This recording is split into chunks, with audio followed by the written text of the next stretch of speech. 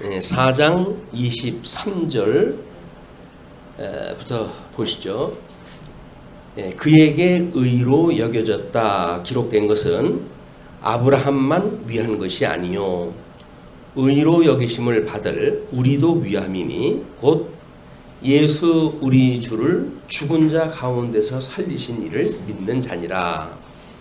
예수는 우리가 범죄한 것 때문에 내줌이 되고 또한 우리를 의롭다 하시기 위하여 살아나셨느니라.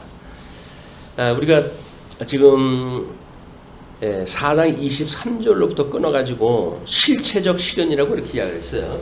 근데 이 실체적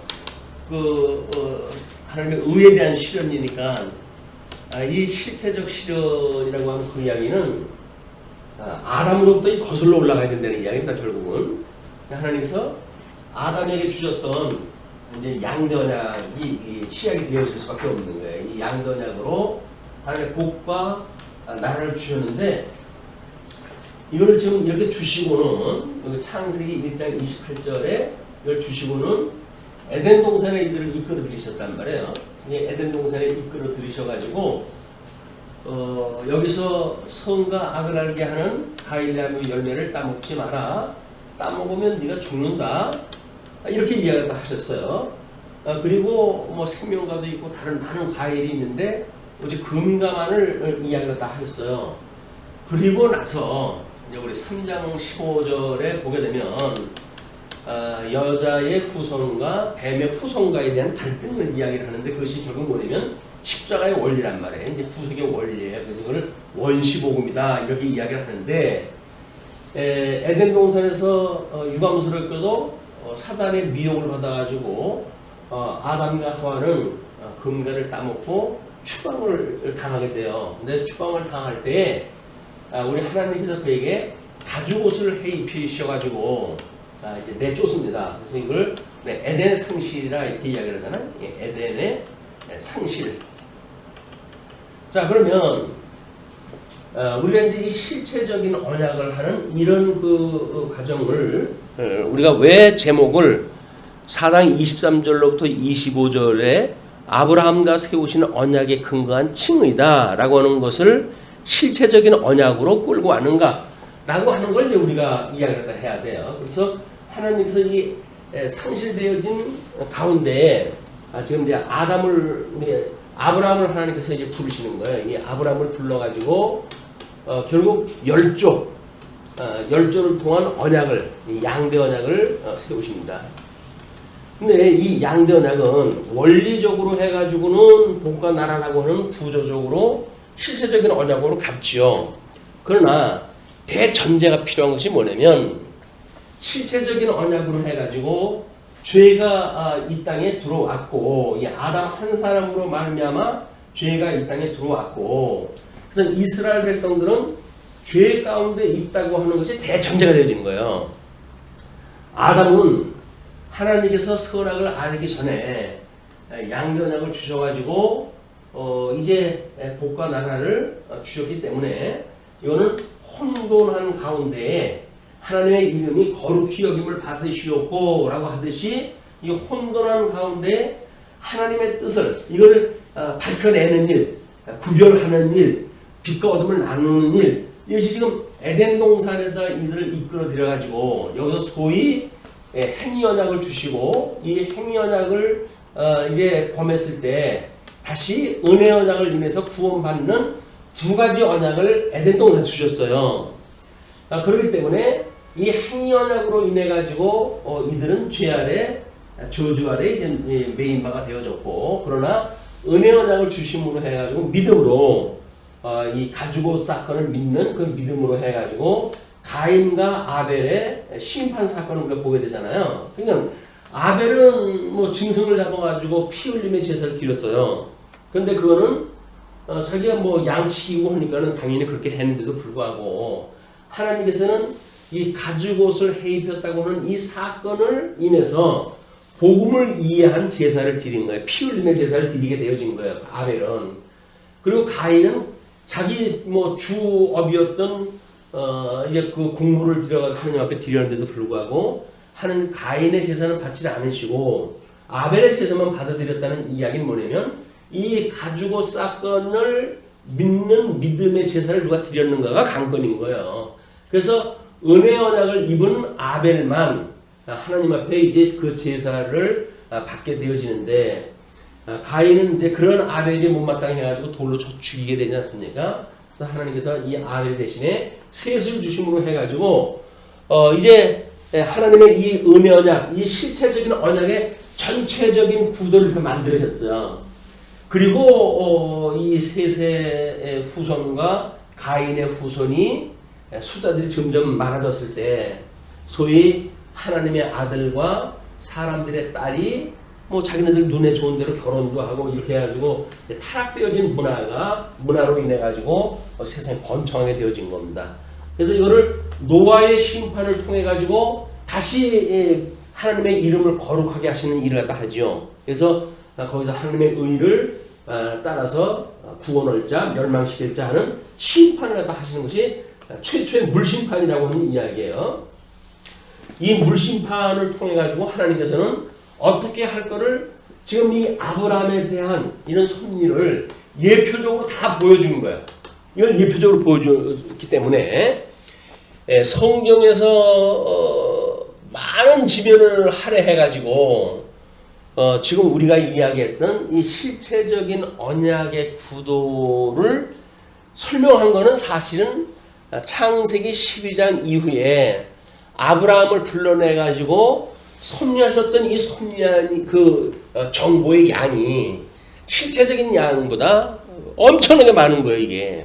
그냥 사람들이 이제 어떤 뭐 이 구속사에서 세계관을 만들 때 이 세계관이라고 하는 거는 성경을 통해 가지고 하나님의 나라, 이 하나님의 나라를 뭔가 이 세계라고 하는 거를 성경이 말하고 있는 세계관이 과연 어떤 구조를 가지고 있는가라고 하는 걸 논의할 때 이거를 아브라함의 논리를 따라 가지고 세계관을 만드는 것이 너무나 자연스럽잖아요. 왜? 성경의 수많은 그 지면을 통해 가지고 정보가 소개가 되어졌기 때문에 그렇습니다. 소위 하나님의 뜻이 선포가 되어졌기 때문에 사람들은 이 열조와의 언약을 중심으로 해가지고 세계관을 만들 수밖에 없어요. 이분들이 했던 세계관을 보게 되면 창조, 그 다음에 타락, 다음에 구속, 그 다음에 이제 희락이라고 그렇게 이야기해요. 하나님 나라의 백성으로서 하나님과 교제를 나누고 기뻐하는 그런 그 일들이.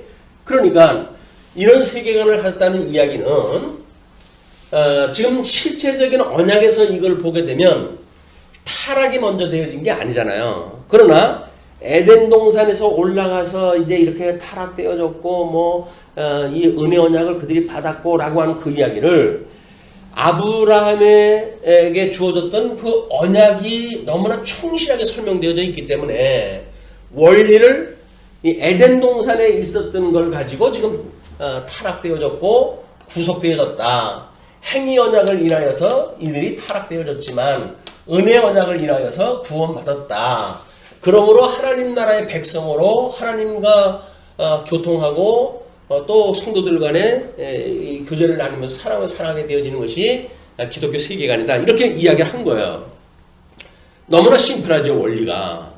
근데 뭐가 빠졌냐면 이제 우리가 양대 언약으로 세계관의 구조를 보게 되면 이 양대 언약을 이야기했던 메타 성경 신학에 의해서 통섭 성경 개론이 끌고 가는 이런 구도의 어떤 그 변화를 보게 되면 양대 언약은 창조를 갖다 하셨고 그 다음에 언약이 먼저 오는 거예요. 이 언약이 양대 언약입니다. 양대 언약을 먼저 하시고 그리고 에덴 동산에 이끌어 가지고 거기에서 타락을 하게 해서 다 죄 아래 머물게 하시고 그 중에 택한 백성만 이 회복을 시키셔서 그리고 하나님의 나라의 백성을 삼아 주셨다. 제사장 나라를 삼아 주셨다라고 하는 것이 양대 언약에서 이야기하고 있는 세계관이에요. 근데 원리가 똑같은 것 같아요. 똑같은 것 같은데 왜 이 구속사에서 세계관은 언약을 빼놓고 타락이라고 하는 걸 먼저로 했는가? 그 이야기는 지금 에덴 동산에서 타락했던 것이 먼저가 되잖아요. 여기서 창세기 1장 28절에 그 양대 언약을 도외시하는 그 원리가 아브라함에게 주어졌던 그 원리를 보게 되면 열조로부터 지금 애굽으로 내려가고 이 애굽에 내려가 가지고 출애굽을 시키시고 라고 하는 이 구속의 원리를 보게 되면 지금 이 실체적인 언약과 구도의 이 그림이 같다고 보여지잖아요. 그림은 맞아요. 그림은 맞는데 간과되어진 것이 뭐냐면 이 열조의 어떤 아브라함도 갈대아 우르에서 우상 장사하던 집에서 우상 파는 거 보고 배우던 그 사람을 강조를 합니다. 그 이야기는 뭐냐면 이미 죄인이었던 아브라함을 불렀다는 거거든요. 그렇기 때문에 이 형식 논리는 이제 죄 아래에 있었던 아브라함을 통해 가지고 실체적인 언약을 모형적으로 보여주는 거기 때문에 이 구별을 해내지 않으면 이런 세계관에 큰 오류가 있게 되어지는 거예요. 이걸 또 자칫 잘못해가지고 이 아브라함의 언약을 에덴에서 실체적으로 보여줬던 아담의 언약의 모형이니까 여기서 아브라함이 은혜 언약이 우선되어져 있고 그리고 행위 언약이 나중에 주어졌다. 왜냐하면 우리 아브라함에게 언약했던 것은 주전 2000년의 사건이었었고 모세를 통해 가지고 언약을 주었다는 이야기는 주전 1500년 사건이었기 때문에 이 은혜 언약이 행위 언약보다 앞선다라고 하는 논리를 이야기할 수밖에 없어요. 이런 이야기를 하는데 이거는 아브라함이 죄 아래 있었다라고 하는 저 근본적인 언약이 있었기 때문에 그 다음에 에덴 동산에서 이제 이 에덴 동산에서 타락되어졌고 타락되어져 있는 가운데 은혜 언약을 인하여서 회복되어진다고 하는 구도가 이것이 유지가 되어야 되는데 모형적인 언약으로 보게 되면 아브라함의 은혜 언약이 앞서게 되어지는 거예요. 그러니까 이거를 이 논리를 가지고 또 실체적인 구조를 조정한 것이 뭐냐면 창세기 1장 28절이 이것이 무조건 언약이었다. 그 이야기. 이게 무조건 언약이었다. 그리고 에덴동산에서 금과를 따먹지 말라고 했던 그것이 행위 언약이었다. 왜냐면 이 행위 언약보다 이 무조건 언약인 은혜 언약이 앞서야 되는 거 아니겠어요. 그렇기 때문에 창세기 1장 28절을 무조건 언약, 은혜 언약에 그걸 두게 되어진 거예요. 그래서 우리가 이제 그 3대 언약 중심으로 봤던 그 구조에서 모순이 뭐냐면 아브라함한테 주셨던 이 은혜 언약이 앞선다. 로마서의 구조는 전부 이걸 이야기를 하고 있어요. 왜냐면 이거는 이미 죄 아래에 있었다는 걸 전제해가지고 지금 이걸 설명을 하는 거기 때문에 차별화가 이루어지지를 않은 거예요. 그냥 구조적으로 그림이 같다. 라고는 형식적 논리를 따라가지고 해석을 하다 보니까 그 형식이 가지고 있는 의미와의 차이가 무엇인가 라고 하는 게 간과되어졌고 그렇기 때문에 이 아브라함에게 주어졌던 언약, 은혜 언약이 앞선 걸로 모든 걸 설명을 해가지고 3대 언약을 풀어나간 거야. 거기에는 이제 많은 그런 오해의 여지가 있게 되어지고 아브라함한테 먼저 복을 주고 우리는 이제 열국의 아비가 되어진다 이렇게 이야기한 그것도 이제 이런 우리들 어떤 해석의 오류가 있게 되어지는 것인데 이런 세계관의 비교를 놓고 대전제를 갖다 해가지고 지금 4장 23절로부터 이걸 봐야 돼요. 자, 그러니까 자 다시 이제 본문으로 들어갑니다. 4장 23절로 25절까지 아브라함과 세우신 언약에 근거한 칭의다 라고 이야기를 했어요. 이거는 그에게 의로 여겨졌다. 기록된 것은 우리 아브라함한테 믿을 수 없는 조건 속에서 이걸 믿었잖아요.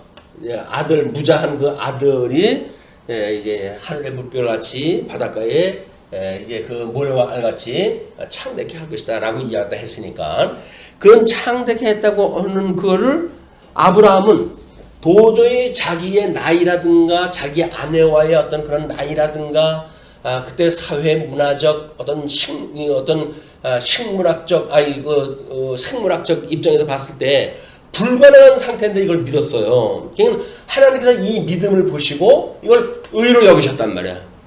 이건 맞아요. 여기 성경에서 그대로 말하는 논리예요. 그러니까 아까 전제했던 거를 빼놓고는 이야기를 하고 있으니까 전제된 가운데에 우리가 어떤 것이 문제가 있는지를 놓치게 되면 여기서 다시 양대 언약을 가지고 이걸 문화명령으로 설명을 할 수밖에 없었던 이제 그런 그 이야기나 우리 개혁부에서는 창세기 1장 28절을 문화명령으로 이해를 하고 있으니까 그리고 이걸 도덕법의 근거를 갖다 삼고 있잖아요.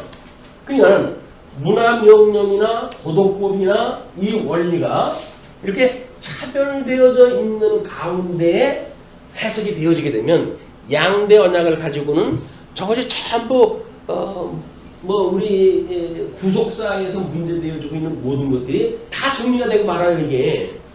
근데 이게 아브라함의 모형적인 언약사에서 설명을 하려고 하니까 여기서 이 창세기 28장을 문화명령이라고 하는 걸로 특별한 설명을 따로 해야 되고 그러면 창세기 1장 28절을 도덕법이라고 하는 걸 놨을 때 또 따로 설명이 돼야 되는 거예요. 근데 우리는 실체적으로 저것이 1장 28절이 혼돈되어져 있기 때문에 택자든 불택자든 이 땅에 살아가는 사람들이 문화적으로 뭔가 이걸 문화명령이라고 이야기했으니까 이 문화의 명령을 하나님의 뜻을 따라서 이게 성립되어진다 라고 하는 것이 그냥 자연스럽게 설명이 되는 거 많아요. 도덕법도 생육하고 번성하라 땅에 충만하라 라고 하는 것이 모든 사회법이라고 이야기를 했어요. 그 다음에 땅을 정복하라 라고 하는 그런 이야기는 경제 영역의 모든 법이란 말이에요.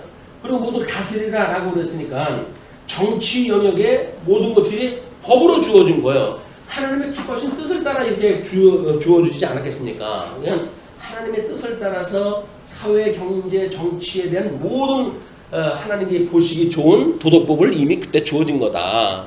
그런데 이제 우리는 이 행위언약을 통해 가지고 모세언약 그 이후에는 행위언약을 통해 가지고 이제 율법을 주셨으니까 이 율법을 가지고 도덕법에 대한 거를 일실시키면서 이야기를 하려고 그러니까 도덕법이 율법을 다 주님께서 이루셨는데 도덕법이라고 하는 것이 뭐 다시 개입을 돼가지고 우리들한테 문제를 일으키냐라고 해가지고 더 도덕법을 배제시키는 이유가 여기서부터 이제 만들어질 수밖에 없는 거예요. 이런 그 논리가 하나님께서 의로 여겨졌다고 기록한 것은 아브라함만 위한 게 아니라는 거예요. 지금 이것이 왜냐하면 이 아브라함만을 위한 것이 이 아브라함은 지금 모형적인 거 아니에요. 예표로서의 모형과 그림자로 주어진 거기 때문에 이거는 이스라엘 백성들을 향해서 주신 거지요. 그러나 계시라고 하는 맥락을 보게 되면 이 실체는 이 모형 예표로서의 모형은 실체에 대한 모형과 그림자이기 때문에 우리는 실체적 의미를 큰 배경을 가지고 이걸 갖다 이제 해석을 해야 된단 말이에요. 그렇기 때문에 그런 그 의로 여기심을 이제 그런 아브라함이 의로 여겨졌다고 하는 그 이야기는 이게 모형적으로 이스라엘 국가에 있었던 아브라함한테만 주어진 게 아니다. 그래서 의로 여기심을 받을 우리도 위함이니 우리 예수 죽은 주를 죽은 자 가운데서 살리신 이를 믿는 자니라. 그러면은 우리 아담 첫째 사람에게 주었던 언약은 둘째 사람인 예수 그를 통해 가지고 이게 성취되어지는 거 아닙니까? 이게 이 하나님의 의가. 그러니까 하나님의 의가 이루어진다는 그 이야기는 첫째 아담에게 주어졌던 것이 이루어진다는 이야기고 이거에 대한 모형이기 때문에 아브라함에게 주어졌던 그 이야기가 아브라함만을 위한 것이 아니라 이 아담의 후손으로 온 모든 인류에 대해서 예수 그리스도를 믿는 자들에게도 이것이 반영이 되는 거다. 그런 그 이야기예요. 자, 그럼 여기까지 이제 설명이 되어지겠죠. 근데 예수는 우리가 범죄한 것 때문에 내줌이 되고 또한 우리를 의롭다 하시기 위하여 살아나셨느니라. 예수 그리스도의 죽으심과 부활, 예수 그리스도의 이 죽으심과 다시 이제 그 이 부활로 살아나심이 무슨 일이냐? 이것이 우리가 죄인이기 때문에 예수님이 이제 돌아가신 대속이 시작되어졌다는 거예요. 그럼 우리가 죄인이라고 하는 그 이야기는 아브라함에게 언약을 하셨다고 한다면 아브라함에게 언약받았던 죄가 우리한테 있는 게 아니잖아요. 근데 이 아브라함에게 주어졌던 것이 그 의가 아브라함에게만 아니라 첫째 아담에게 속했던 모든 인류에게 주어진 것이기 때문에 우리들이 만약에 하나님의 의를 이제 그 의롭다고 여김을 받으려고 한다면 아담의 언약으로부터 이걸 생각을 해내야 된다, 그런 그 이야기예요. 그냥 읽으면 이 구조가 나와요. 이제 우리는 양대 언약으로 인했던 세계관의 구조가 이미 나와져 있기 때문에 그냥 성경을 읽으면 이 구조가 자연스럽게 맞아 떨어져요. 자, 그렇게 해서 예수는 우리가 범죄한 것 때문에 내줌이 되고 또한 우리를 의롭다 하시기 위하여 살아나셨느니라. 십자가의 도움입니다, 그게. 그래서 이거는 지금 이렇게 애국의 종로로 타던 이스라엘 백성들을 다시 불러내서 하나님의 백성으로 삼아주셨던 모형적인 언약의 그림으로만은 설명이 안 되는 부분이 있기 때문에 이거를 아담의 그 언약으로 인해서 받았던 모든 인류에게 확대를 시키려고 한다면 모형과 실체라고 하는 걸 구별해서 생각할 수밖에 없다, 그런 그 이야기입니다. 그 다음에 이제 5장 1절로부터 8절을 보시게 되면 그리스도의 구속사역에 의한 칭이라고 이렇게 나와요. 자, 그러므로 우리가 믿음으로 의롭다 하심을 받았으니 우리도 마찬가지로 죄 중에 있었을 때 의롭다 함을 받았으니 우리 주 예수 그리스도로 말미암아 하나님과 화평을 누리자. 우리 예수님이 중보자로 이 땅에 오셨잖아요. 그럼 이제 우리가 죄인 되어졌을 때 우리 하나님 아버지 성부 하나님께서 예수 그리스도를 이 땅에 보내가지고 이 죄인을 대속하게 하시는 작업을 갖다 하신 거예요. 이 섭리를 갖다 하신 거예요. 이 예수 그때 대속사역이 우리를 위하여 죽으셨고 또 우리 의를 위하여 다시 살아나셨다고 하는 이 중보자의 사역, 이것이 예수 그리스도의 중보 사역입니다. 이 사역을 통해서 이루어진 일이기 때문에, 그죠? 그로 말미암아 우리가 믿음으로 서 있는 이 은혜에 들어감을 얻었다. 은혜에 들어간다고 하는 그 이야기가 뭐예요? 이런 대속 사건을 믿음으로 해가지고 예수 그리스도가 주시는 이 은혜, 부활로 다시 새 생명을 얻고 하나님 나라 백성으로 살아가게 하시는 이 은혜에 우리를 거하게 하셨다. 그런 그 이야기입니다. 자, 그래서 우리가 하나님이 우리한테 그렇게 했으므로 주 예수 그리스도로 말미암아 하나님과 화평을 나누자. 우리 죄인 되어졌다는 이야기는 하나님과 원수 되어졌다는 관계 아니에요. 이게 원수 되어져 있던 관계이기 때문에 중보자 되신 예수 그를 통해 가지고 회복이 되어졌고, 그래서 이 죄로부터 구속을 받았기 때문에 얘는 하나님과 우리가 교제를 나눌 수가 있게 되는 거예요. 화목하게 되어진 거예요. 왜? 우리 평화의 주인이신 예수님으로 인해 가지고 우리 한 몸이 되어졌으니까 우리는 성부 하나님과 화목한 관계가 되어졌다. 원수 관계로부터 화목 관계로 해가지고 우리 관계가 바뀌게 되어진 거예요. 그러니까 우리가 화목하게 되어졌다라고 하는 그런 그 이야기는 죄로부터 구원을 받았다는 이야기고, 하나님의 그 나라를 유업으로 우리가 있게 되어졌다는 은혜의 참여가 되어진 거란 말이에요. 그렇기 때문에 우리로 말미암아 믿음으로 서 있는 이 은혜의 들어감을 얻었으면 하나님의 영광을 바라고 즐거워하느니라. 그것이 뭐예요? 세계관에서 말하고 있던 이 희락이라고 하는 그런 그 이야기예요. 바라보면서 즐거웠다. 그 이야기는 그 나라에 참여가 되어졌으니까, 하나님 나라에 참여가 된 바가 되어졌기 때문에 참여되어졌다고 하는 것을 지금 성경에서 표현하기를 뭐라고 그러냐면 너희들이 하나님의 영광을 바라고 즐거워한다. 앞으로 장차 있을 모든 것도 하나님의 영광이에요. 이제 이 그림의 틀, 하나님의 양대 언약을 이루어가시는 이 어떤 복음의 틀을 우리가 봤기 때문에 이제 여기서 일어나는 모든 우리 인생에서 발생되어지는 일들은 그걸 통해 가지고 하나님의 이 영광을 보기 위해서 우리 이 영광을 우리가 바라보고 소망 중에 이걸 바라보는 거예요. 소망 중에 바라봐요. 우리 뭐 아직도 육신의 이런 그 소욕으로 인해서 이 땅에서 우리는 환난을 당하고 있는 그런 그 형편 아닙니까? 환난을 당하고, 그렇지만 우리 하나님의 소망을 두고, 왜? 이 복음을 믿는 믿음이 있으니까 우리들한테는. 그래서 이 믿음과 소망과 이 환난을 당하는 관계 속에서 하나님의 사랑을 어떻게 깨닫는가에 대한 문제입니다. 이 하나님의 사랑은 우리 죄인 되어졌던 우리를 살리신 거야 라고 하는 사랑의 관계를 깨닫는 것이 하나님과 우리가 화목하게 되어진 것을 깨닫는 일이고, 화목에 참여하는 일이야말로 희락을 느끼는 거예요. 세계관의 희락을 느끼는 것, 그것이 하나님의 영광을 우리가 이제 그 바라고 즐거워한다. 그러니까는 우리 믿음의 선배들이 대소연이 문답 제1문답을 인생의 제일 근본된 목적이 뭐냐라고 질문을 갖다 물어보고 이제 시작이 돼요. 그 1번이. 거기에서 대답이 우리는 저 하나님 한 분만으로 우리는 그 하나님께 영광을 돌리고 그 하나님 앞에 영광을 돌리는 것이 우리들의 인생의 본분이에요. 그리고 그분으로만 즐거워하는 거예요. 그분으로만. 세상에 있는 이 환난 받고 살아가는 이 환난 속에서 이것은 그냥 하나님을 배워가게 하시기 위한 수단이었지 이걸 보고 즐거워하는 일이 아니란 말이에요. 그렇기 때문에 세상에서는 환난은 싫은 건데도 불구하고 환난 날에 기뻐하는 그 일이라고 하는 그거는 기뻐하라. 범사에 감사하고 항상 기뻐하라. 라고 했던 그런 그 이야기는 뭐예요? 이렇게 사랑을 깨닫게 하시기 위해서 주셨던 모든 역사, 이 땅에서 일어나는 역사, 그거를 재해석이 되어야 된단 말이에요. 그거를 뭐 나한테 주어진 일이 세상 사람들이 생각하는 것처럼 좋은 것이 있기 때문에 감사한다든지 좋은 것이 있기 때문에 기뻐하든지 그런 원리가 아닙니다. 그러니까 우리 찬송가 이제 그 작사가들이 여행 중에 뭐 풍랑을 만나가지고 가족을 다 잃었고 자기 혼자만 남았단 말이에요. 그랬을 때 얼마나 애통할 일입니까? 힘들고. 그럼에도 불구하고 하나님 말씀이 우리 보고 기뻐하고 즐거워하고 이야기를 하는데 그럼 내가 이걸 어찌할꼬? 그냥 여기서 기쁜 어떤 이유를 찾아야 돼요. 그 사건에서.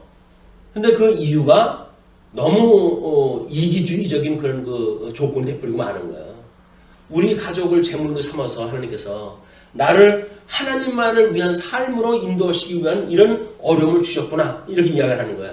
가족과 자기를 이미 띄어내고 자기는 여기서 기뻐할 수 있는 조건을 거기서 찾게 되어지니까 그렇게 몰인정하고 이 무자비한 건 사랑의 개념이 아니에요.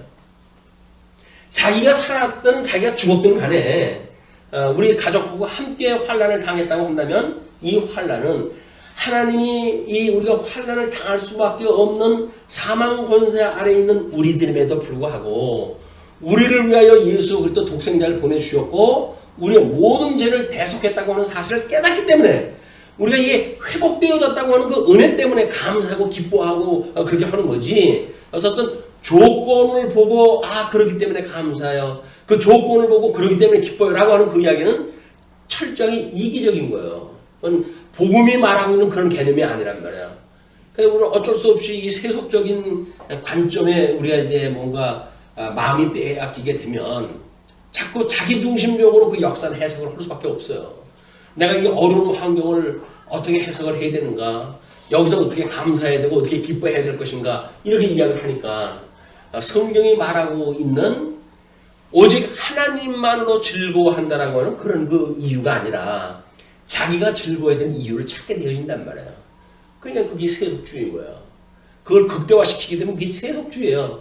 뭐 극대화 안 시켜도 세속주의인데 극대화를 안 시키면 그 본질이 드러나지 않잖아요. 우리의 그런 마음속에 있는 그 씨앗이 어떤 열매를 맺는지에 대한 것까지 노출이 안 되니까 분별이 안 되는 거예요. 근데 이런 걸 만약에 이기적인 자기의 해석 방법에 의해서 해석이 되어졌다고 한다면 그런 복음의 씨앗이 있다고 한다면 그 씨앗이 맺게 되어진 열매는 뻔할 뻔자죠. 자기의 유익을 위하는 그런 걸로 가기 때문에 사랑은 자기의 유익을 구하지 않는다 라고 하는 전제를 이야기하는 것이 사람들은 이것이 복음이고 제대로 깨달았다고 이야기하면서도 이기적으로 이 복음을 해석을 하게 되거든요. 그렇기 때문에 이제 그런 많은 사랑의 오해가 있게 되어지고 또 다른 사람한테 뭐 먹거리나 주게 되면 게 사랑이라고 생각이 들고 먹거리 뭐 달랑 얼마를 주면서 자기는 무슨 그런 거를 보람을 느끼고 거기에서 하나님 앞에 선한 일을 했다고 하는 자랑을 삼고 그렇기 때문에 사랑은 자랑하는 게 아니라는 거예요. 그 속성에 대한 걸 자꾸 부정시키는 일이 고린도전서 13장의 사랑에 대한 이야기예요. 너희들 그렇게 하는 게 사랑이 아니야. 그 이야기는 뭐예요? 너희들이 알고 있는 복음의 이 본질이 잘못되어서 그 이야기를 하는 거거든요. 그래서 우리는 또 환경적으로 방법적으로 사랑은 그런 게 아니라는데 나가 그걸 방법을 끌어들이려고 그러거든요. 사도 바울은 사랑이 뭔지에 대한 이야기를 가장 큰 은사를 소개하면서 그 이야기를 하잖아요. 왜? 그 잘난 뭐 방언을 누가 하고 무슨 뭐 여기서 예언을 누가 하고 라고 작은 은사를 가지고 교회가 분란이 일어나니까 야 내가 제일 큰 은사를 무엇인지 그걸 너희들한테 알려줄게. 그렇게 해가지고 이 사랑을 이야기하면서 믿음, 소망, 사랑은 항상 있을 것인데 이 사랑은 항상 있을 거야. 이것이 제일이다 라고 하는 그 이야기는 믿음과 소망은 지금 이거는 주님께서 이렇게 되어졌다는 걸 난 믿어요 라고 해가지고 우리가 이미 이 복음을 믿는다고 한다면 과거지사 아니에요. 소망은 미래지사 아니에요. 근데 현재 있다는 이야기는 뭐냐면 사랑이란 말이야. 그럼 여기서 과연 환난 가운데 우리가 사랑이라고 하는 의미가 뭘까? 이걸 봐야 되는데 우리는 사랑이라고 하는 그 이야기를 뭔가 내가 뭐를 이렇게 해서 사랑을 만들어간다고 생각이 드는 거죠. 여기서 말하는 사랑이라는 그 이야기는 하나님이 우리를 사랑했다는 이야기예요. 하나님이 너희들이 말할 수 없는 죄인으로 있었을 때 하나님이 너희를 사랑해서 독생자 예수를 보내주셨어. 그러니까 너희들이 그 사랑을 깨달았다고 한다면 내가 너희를 사랑한 것처럼 너희들이 사랑하는 것이 사랑이야. 그 이야기는 복음, 온전한 복음을 깨달은 가운데 그 사랑을 나누는 일이란 말이에요. 근데 이거를 겨우 세상 사람들이 말하는 것처럼 구제 한번 해보는 게 사랑을 갖다 했다고 자기를 자랑을 삼으니까 사랑은 자기 사랑하는 거 아니다. 그런 게 자기는 자기 사랑하는 거 아니다. 그런 이야기를 하는 거예요.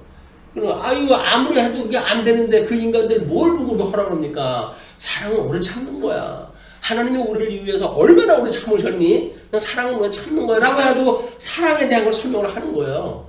우리는 사랑에 대한 것이 명제적으로 해야지 뭘 허문 사랑이라고 이야기를 하는데 성경에서 말하는 그런 그 이야기는 우리들이 오해하고 있는 사랑을 고린도 교회에서 자기네들이 가지고 있는 은사를 가지고 주를 위하여 뭐 하나님 나라를 위하여 살아간다고 하면서도 자기네들의 이해관계를 따라가서 갈릴 수밖에 없는 이런 사람들한테 사랑의 본질이 뭔지 알려주는 거예요 지금. 그런데 이거는 2000년이 지나가는데 오늘날도 여전히 오해가 그냥 남아있어 있는 겁니다. 사랑이. 그러니까 믿음, 소망, 사랑은 항상 있을 것인데 그 중에 제일은 사랑이라 라고 이야기하는 것은 현실이거든요. 믿음은 사람들이 알아볼 수가 없어요. 저 사람이 믿는다고 그러니까 예수를 다 믿는다고 하는 전제하에 세례도 받고 공유에 입교가 되어졌고 그러니까 다 믿는다고 생각을 한단 말이에요. 그 소망을 아직 오지 않을 건데 까짓 못 믿을 게 뭐가 있어요. 있다고 치면 되는 거지. 그러니까 그리고 현실을 도피하는 걸로 해가지고 소망을 또 이야기도 하고 이래가지고 소망을 하는데 그런 것이 아니라 이 환난 가운데 있으면서 이 환난을 피하고 싶은 소망이 아니라 이거는 하나님께서 우리를 사랑을 하신다는 이야기로구나 라고는 사랑을 깨닫는 그런 소망이에요. 이게 사랑을 깨닫는 소망. 그래서 이 믿음이 나중에 하나님 나라에 가가지고 실제화 되어질 때까지는 이 믿음을 우리가 성장되어져 간다, 성화되어져 간다, 견인되어진다 라고는 여러 가지 표현으로 설명되어지는 겁니다. 이걸 우리가 굉장히 깨닫게 되어지게 되면 나는 당신을 사랑합니다 라고 하는 이야기를 함부로 못하죠. 왜냐면 내가 사랑하는 것이 아니라 주님께서 저한테 이런 여건도 주시고 사랑할 마음도 주시고 또 사랑의 원리를 깨닫게 하셔서 주님께서 온전케 해가시는 거로군요. 근데 주님께서 어떻게 나 같은 인간을 도구로 삼아주셨어요. 선한 일꾼을 삼아주셨어요. 라고 해서 감사가 나오고 여기서 기쁨이 나오는 일이지 내가 내 뼈 아프게 이 사랑을 갖다 베푸는데 저 인간들이 그 사랑도 깨닫지 못하고 나한테 이럴 수가 있어 저럴 수가 있어 라는 이야기는 사랑의 본질이 좀 왜곡되어진 겁니다. 우리는 다 이러고 살아요 사실은. 예수 믿는다 그러면서 사랑을 한다고 해가지고 거룩 해가지고 교회 생활 선한 마음 가지고 뭘 하는 것 같고 이런 그 일들이 많은 오해를 가지고 우리가 사랑이라고 하는 걸 지금 품고 산다. 근데 사랑은 우리 죄인되어졌을 때 아무 조건 없이 우리 하나님께서 창세전에 선택을 이루시기 위한 하나님의 선한 뜻을 따라서 예수님을 이 땅에 보내주시고 죄인 되셨던 우리를 살리셔서 하나님 나라의 백성으로 삼아주셨다 라고 하는 어마어마한 논리가 좀 포함되어 있는 겁니다. 그러니까는 그 하나님의 영광을 바라고 즐거워한다. 다만 이뿐 아니라 우리가 환난 중에도 즐거워하느니, 즐거워한다 그러잖아요. 환난 중에도 즐거워한다. 그러면서 이는 환난은 인내를, 인내는 연단을, 연단은 소망을 이루는 줄 아니라, 이 환난을 기뻐한다는 이야기는 조건 때문에 기뻐하는 것이 아니라 하나님 우리를 사랑하신대 라는 복음의 원리를 믿었어요. 이 믿음이 변치를 않고, 환난 가운데서 이 믿음이 변치를 않고, 이것이 오래 참을 수 있는 인내라고 하는 열매 맺게 되어지는 거예요. 그리고 그 인내가 소망까지 이루게 되어지는 거죠. 그렇기 때문에 우리는 이 믿는다라고 하는 그 믿음은 사랑이라고 하는 환경을 통해서 되어질 때 우리가 환난 날 기뻐하는 열매로 이게 드러나게 되어지는 겁니다. 환난 날 기뻐한다는 거 쉽지 않습니다. 우리 믿음의 선배들이 예수님 믿는다고 하는 죄목으로 해가지고 짐승에게 끌려가지고 짐승밥이 되어지고, 뭐 그 십자가에 그 꽁꽁 묶여가지고 기둥에 묶여가지고 거기다 불 붙여가지고 그걸로 그 사람들이 등불을 삼았어요. 밤에 등불을, 밤을 밝히는. 뭐 가진 환난을 다 당했습니다. 그 사람들이. 그때 그 사람들이 기뻐했던 모습들이 원형적인 기쁨이에요. 찬송을 부르면서. 왜? 소망을 가지고 사는 사람들이니까, 이제 하나님께서 드디어 나를 오라가고 하시는군요 라고 하는 기뻐하는 전형이 찬송으로 드러났다. 뭐 우리한테 조그만 어려움이 있게 되면 우리는 찬송은커녕 하나님 원망하기 바쁘고 하나님 앞에 이럴 수가 있어요, 저럴 수가 있어요, 내가 하나님 앞에 어떻게 했는데 라고 해가지고 사람들한테 했던 거 그대로 하나님 앞에 하잖아요. 그게 우리가 오해되어졌다고 하는 사랑에 대한 개념이에요. 5절, 소망이 우리를 부끄럽게 하지 아니함은 우리에게 주신 성령으로 말미암아 하나님의 사랑이 우리 마음에 부은 바 됨이니, 우리 소망이 우리를 부끄럽지 않게 하는데, 이제 하나님 나라에 가가지고 하나님의 영광을 우리가 바라고 그 영광 중에 하나님을 우리를 하나님 앞에 기뻐하는 우리의 삶, 그걸 목적으로 해서 살아가는 것을 부끄럽게 하지 않을 일이 우리에게 주신 성령으로 말미암아 하나님의 사랑이 우리 마음에 부은 바 되어졌다. 그러니까는 우리 이 사랑이라고 하는 그 이야기는 이 믿음, 성령으로 인해 가지고 이것이 부은 바 되어졌을 때, 이 부은 바 되어져 가지고 모든 환경을 통해서도 여전히 우리 하나님이 우리를 사랑하시는구나 라고 하는 이 믿음의 이 본질, 이걸 깨닫지 않으면 이게 불가능한 거예요. 이걸 부은 바 되어졌기 때문에 우리는 저 소망도 갈 때까지 이걸 간다고 믿어지는 거죠. 논리적으로는 순서 설명을 잘 해놨습니다. 지금 사도 바울이. 그래서 이제 그렇게 부은 바 됨이니 우리가 아직 연약할 때 기약대로 그리스도께서 경건하지 않은 자를 위하여 죽으셨도다. 그래서 구약성경, 신약성경의 모든 원리를 갖다 가만히 보게 되면 어디로 가느냐면, 우리 하나님께서 우리를 의롭다고 칭해 주셨던 이스라엘 백성들은 이제 이 출애굽을 갖다 했던 사건, 이때를 제일 큰 원리로 잡아요. 이때에 이미 시작되어진 걸 여기로부터 삼는 거예요. 그래서 이것이 하나님 나라를 이루었을 적에는 이제 뭐 아수르나 바벨론이나 이런 사람들의 짐승이 있음에도 불구하고 하나님이 이들을 견인하신다는 이야기입니다. 하나님의 나라 끝내 회복을 갖다 해가지고 견인하신다 라고 하는 그런 걸 이야기를 하기 때문에, 우리 예수님의 이 구속이라고 하는 원리를 믿게 되어지게 되면, 이것이 내가 죄인 됐을 때 주님께서 우리를 살려주셨고 나를 의인이라고 해주셨고 나를 하나님의 아들로 삼으셨어 라고 하는 믿음이 기본적인 믿음이에요. 주님께서는 이후에 주님의 몸된 교회를 세우신다고 그랬잖아요. 그러니까 우리 하나님 나라의 백성으로 살아가면서 우리 삶은 이 믿음의 기초로 되어진 거예요. 그러니까 우리 이제 이것이 해석이 안 됐다는 것이 왜 그러냐면, 구원 그 이후 이렇게 이야기하는 그 설명 방식은 이미 구원이라고 하는 그것이 우리 의롭다고 칭함을 받았고 하나님의 아들로 인침을 받았어요 라고 하는 걸 구원으로 보고, 그 이후에 우리가 어떻게 성화의 과정을 겪으면서 우리 주님의 견인에까지 이를 수 있는가 라는 원리를 놓쳤기 때문에 성화를 따로 놓는 거예요. 이 성화를 따로 놓는 거다. 근데 안 그렇습니다. 우리를 죽었던 가운데로 살리신 분인데 아주 조금 못마땅하고 뭐 육체의 소욕을 가지고 있을 수밖에 없는 인간인데 거기서 우리를 온전케 하신다고 하는 것이 하나 죽었던 자도 살렸는데 이미 우리 영적으로는 살았고 육체적으로 아직 미혹의 영 때문에 부족한 부분이 있다고 하는데 주님께서 우리를 온전케 해 하실 수가 없지가 않잖아요. 그 온전케 하신 예수 그리스도만 믿으면 된단 말이에요. 그러니까 우리를 불렀던 그런 믿음을 믿는 사람들은 성화라고 하는 것이 자기가 노력으로 해가는 것이 아니라 죽었던 나를 살리신 주님인데 내가 이 부족한 나를 온전케 해가시지 않겠어? 라고 하는 믿음을 갖다 주신단 말이에요. 그게 지금 이제 우리 5절의 그런 이야기이고 그 다음에 6절에 대한 이야기입니다. 우리가 아직 연약할 때에 기약대로 하나님의 언약대로 그리스도께서 경건하지 않은 자 죄인이었던 우리를 위하여 죽으셨다. 그리고 의인을 위하여 죽는 자가 쉽지 않고 선을 위하여 용감히 죽는 자가 혹 있거니와 세상 예를 설명을 하는 거예요.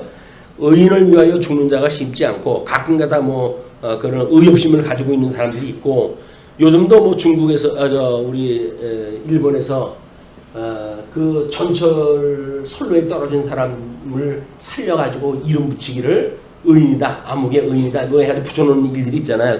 그런 그 일들이 혹이 있기 때문에 의인을 위하여 죽는 자가 쉽지 않고 선인을 위하여 용감히 죽는 자가 혹 있거니와 우리가 죄인 되었을 때에 그리스도께서 우리를 위하여 죽으심으로 하나님께서 우리에 대한 자기의 사랑을 확증하셨느니라. 그러니까 우리가 여기서 죽었다라고 하는 그런 그 이야기는 우리 주님이 우리를 구속을 하다 하셨어요. 우리를 대속하다 해주셨어요. 라고 하는 그런 그 이야기는 죄인 되어졌다고 하는 그런 철저한 자기 고백으로부터 은혜가 이게 이제 임하게 되어지는 거거든요.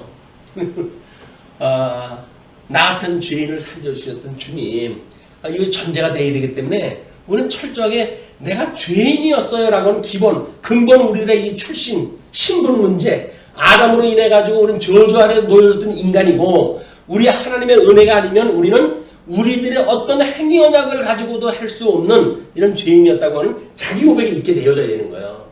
근데 우리는 조금만 여유가 있게 되어지게 되면 내 형편이 어쩌고 저쩌고 해가지고 내가 그걸 했다고 생각이 드니까 은혜가 자꾸 이제 이게 마이너스로 되어지는 거예요. 그러나 이제 내가 죄인 되었을 때에 그리스도께서 우리를 위하여 죽으심으로 하나님께서 우리에 대한 자기의 사랑을 확증하였느니라. 하나님이 우리를 사랑했다고 하는 그 이야기는 자기 부인이 없으면 안 되는 거예요. 인간 쓰레기 같은 나를 위해서 주님께서 왜 이렇게 살리셨나? 이건 정말 나를 사랑했다고 하는 징표밖에 이게 뭘 설명하겠냐? 내가 무슨 우리 알미니안 사람들처럼 선한 일을 할 걸 알고 구원을 갖다 했다는 동 이런 쉬운 소리를 할 수가 없어요. 성경의 논리를 따라서 우리가 복음을 깨닫게 되어지게 되면 우리들의 행위 때문에 마땅히 그럴 수가 하나님이 그랬다라든지 그걸 우리가 이제 예지예정론을 이제 이야기하고 또 그러는데 그럴 수가 없다. 하나님은 철저하게 이미 창세전서부터 예정을 하셨기 때문에 그리스도 안에서 선택받기로 예정되어졌던 우리들이 오늘날 예수 그리스도로 인하여 구원을 받은 거다. 우리들의 공로는 여기서 한 푼도 없는 거예요.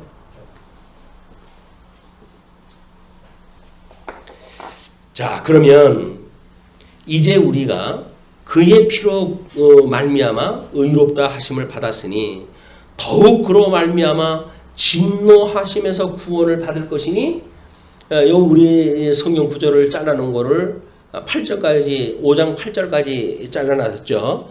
9절서부터 11절까지는 그리스도의 칭의에 따른 실체적 견인에 대한 이야기를 하는 거예요. 그러니까 그러면 이제 우리가 그의 피로 말미암아 의롭다 하심을 받았으니 더욱 그로 말미암아 진노하심에서 구원을 받을 것이다. 우리는 이제 의롭다 칭함을 받아서 하나님의 아들이 되어가지고 하나님을 아버지라고 부르잖아요. 그런데 성화에 대한 문제를 지금 이야기를 하는 거예요. 이게 성화에 대한 이야기를 그 성화의 문제를 그렇게 설명을 하는 거죠. 우리가 원수 되어졌을 때 우리가 그의 피로 말미암아 의롭다 하심을 받았으니 더욱 그로 말미암아 진노하심에서 아직 육체의 소욕이 남아져 있는 그런 그 가운데에서 구원을 받을 것이다.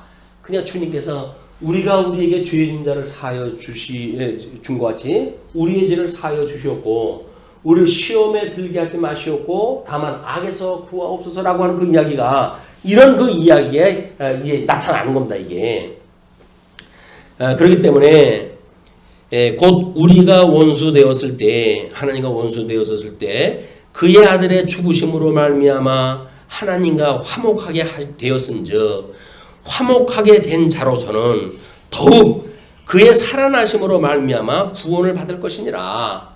예수 그때 부활에 참여되어진 우리이기 때문에 더욱 우리가 그의 살아나심으로 말미암아 구원을 받을 것이다. 이 구원은 온전한 구원을 이야기하는 거예요. 그러니까 로마서에서 이야기하는 협의적인 구원. 우리가 과거에 나를 구원하셨어라고 하는 걸 믿는다고 이야기를 하는데 그건 협의적인 구원이라고 우리가 자꾸 구분하다 하잖아요. 왜냐하면 우리의 광의적인 구원이라고 하는 건 견임 이후에 영화에까지 이루는 것 이걸 그러니까 광의적인 구원이라고 이야기를 한단 말이에요. 그리고 이거를 우리 구원의 서정이라고 이야기를 하니까 구원의 서정은 전 서정이 영화까지 이루는 것이 전 서정이 이게 서정이. 근데 그걸 뚝 잘라가지고 아들이 된 것까지만 가지고 내가 하나님의 아들이 됐어. 이게 내가 구원받았어. 라고는 과거형으로 이야기하면 안 된다. 사도 바울은 그걸 경계하기 위해서 내가 섰다 함도 아니요. 온전히 이루었다 함도 아니다. 다만 예수 그리스도를 표대로 향하여 다른 박자 치는 뿐이다. 라고 이야기를 하잖아요. 그러면 나는 구원받았어. 라고 하는 그 이야기를 시제 속에서 과거형으로 몰아내는 일은 반복적인 사건이에요. 우리는 이 믿음을 광의적으로 설명을 할 필요가 있고 현실 속에서는 그리고 믿음도 사랑도 이거를 영원한 우리 구원이라고 하는 맥락으로 이해를 해야 오늘을 살아가는 우리들이 옷깃을 여면서 살아갈 수가 있지. 우리는 그래서 자꾸 내 되기를 좋아해요. 나를 자랑을 하다 하고 이렇게 되는데 그렇지가 않다. 하나님의 은혜입니다. 하나님의 은혜로 되어집니다. 자 이제 그렇게 해서 그뿐 아니라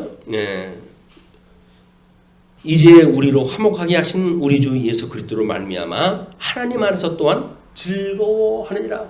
그 성화의 관계, 이 환란의 단계 이런 것들이 이제 협의적으로 해야지 그 원리를 너무나 이게 와닿으니까 그러니까 이 안에서 환란 날에도 온전히 기뻐하라고 하는 그 하나님의 말씀이 주님 그러면요.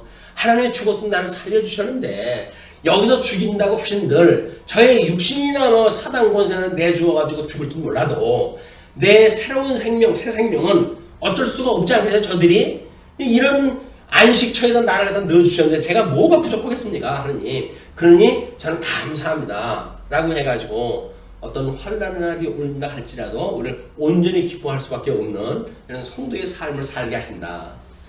지금 너무 이제 배부른 시대에 예수를 믿으면 잘 된다고 하는 대전제를 가지고 복음을 전하다가 보니까 그 복음은 전부 싸구려 복음이 되어지고 만 거예요. 싸구려 복음이 결국은 우리들한테 어떤 구원의 은혜의 감격을 노래하기보다는 상대적으로 비유해가지고 왜 같은 구원을 받는데 저 사람은 많이 주고 나는 조금 줘요 라고 얘기할 수밖에 없는 거예요. 그러나 구약에서 이야기하는 것처럼 내가 하나님 성전의 문지기가 될지라도 아니 하나님 나라의 기업의 영광에 참여하면 됐지. 그래서 성전 문지기면 어떻고 거기서 뭐 하나님 앉아 계신 보좌면 어떡하겠어요. 그게 이게 다 평등해요. 같은 건데 사랑을 깨달은 사람들이 똑같은 건데 내가 기재기를 하는 거예요. 기재기를.